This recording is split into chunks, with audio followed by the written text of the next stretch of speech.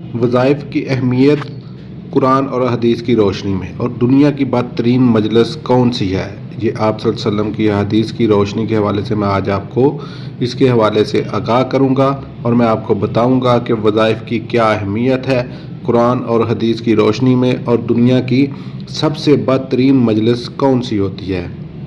تو آپ نے ویڈیو کو اینڈ تک دیکھنا ہے، بنا سکپ کیے دیکھنا ہے، اور ویڈیو کو پورا دیکھنا ہے تاکہ آپ جو ہے مکمل آگاہی جو ہے وہ حاصل کر سکیں۔ تو بسم اللہ کرتے ہیں، ویڈیو کا آغاز کرتے ہیں۔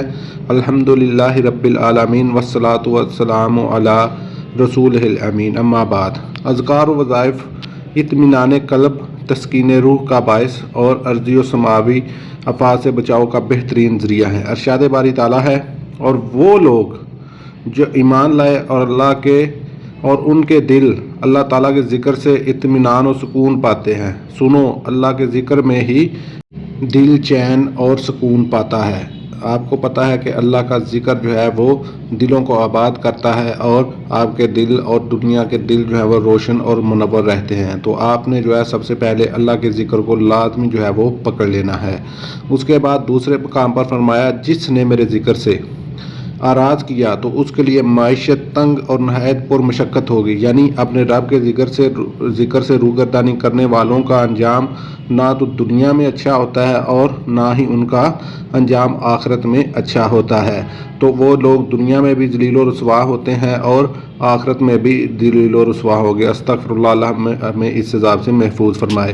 اذکار و وظائف قرب الہی، اجر و ثواب اور درجات عالی کے حصول کا سبب ہیں، اور اس سے کوتاہی حسرت کا باعث۔ نبی کریم صلی اللہ علیہ وآلہ وسلم نے فرمایا، کیا میں تمہیں ایسا عمل نہ بتاؤں جو تمہارے اعمال سے بہترین، تمہارے مالک کے نزدیک پسندیدہ، تمہارے درجات کو سب سے زیادہ بلند کرنے والا، اور سونا چاندی فی سبیل اللہ خرچ کرنے سے بہتر ہے، اور اس بات سے بھی بہتر ہے کہ تم دشمن کے مقابلے میں ان کا مقابلہ کرو اور ان کی گردنیں مارو اور وہ تمہاری گردنیں ماریں۔ تو صحابہ کرام نے عرض کیا، اے اللہ کے رسول، وہ کیا ہے؟ آپ صلی اللہ علیہ وآلہ وسلم نے فرمایا، اللہ کا ذکر۔ رسول اللہ صلی اللہ علیہ وآلہ وسلم نے فرمایا، جو لوگ کسی ایسی مجلس سے اٹھیں جس میں انہوں نے اللہ کا ذکر نہ کیا ہو تو وہ ایسے ہے جیسے کسی مردار گدھ پر سے اٹھے ہوں، اور آخرت میں یہ مجلس ان کے لیے باعث حسرت ہوگی۔ تو آپ لوگوں نے دیکھا، ملاحظہ فرمایا کہ قرآن و حدیث میں بھی اللہ کے ذکر کی بہت اہمیت ہے۔ آپ لوگ اٹھتے بیٹھتے، لیٹے بیٹھے، سوتے اللہ کے اذکار کو لازماً کر لیں، اپنے اوپر جو ہے وہ لازمی فرض کر لیں۔